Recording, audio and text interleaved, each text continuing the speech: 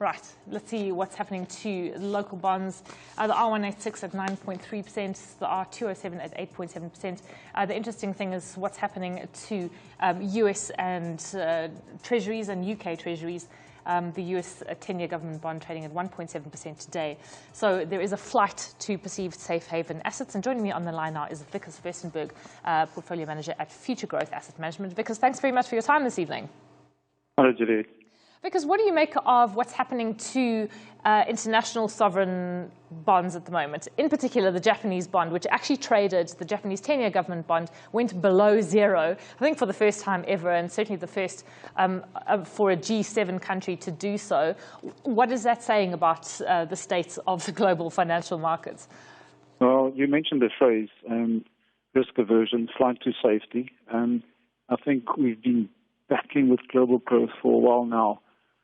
And it seems like, central banks are trying to throw everything at this thing, and it's simply not going the way we want it to go. So eventually what tends to happen is you see, earnings concerns coming through, and we've seen that in equity markets now for a while already. And now all of a sudden, the credit markets are also being hit by weak sentiment because, here and there, there are evidence that the risk of default is rising.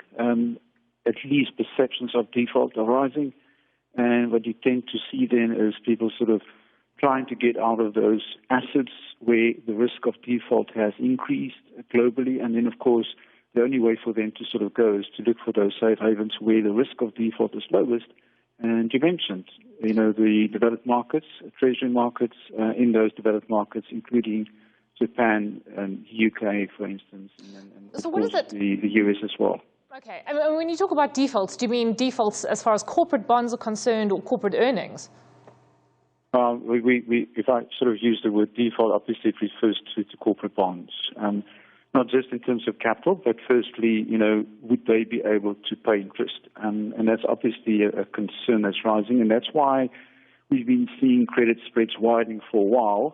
The energy sector obviously was the first to go, but generally speaking, there is some pressure on spreads, and that reflects that fear of potential default. Now, it's a perception. We don't see any sort of thing.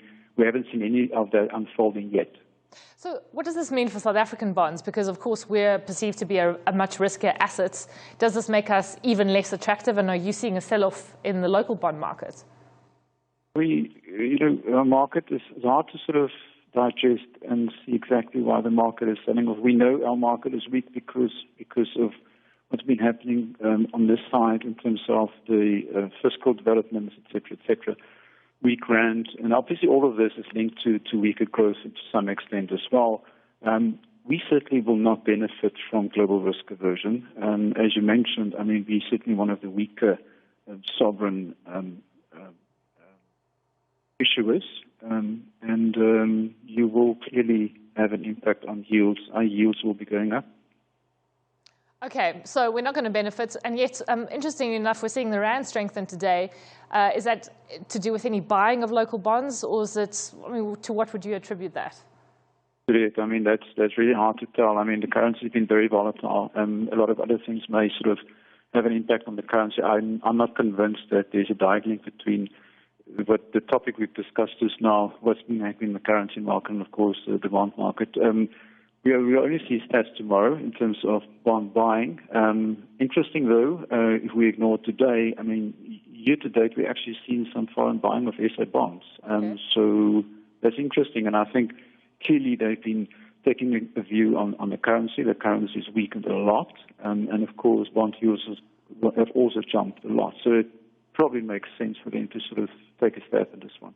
Okay, Wikus, we'll leave it there. Thanks very much for chatting to us this evening. Wikus Furstenberg is a portfolio manager at Future Growth.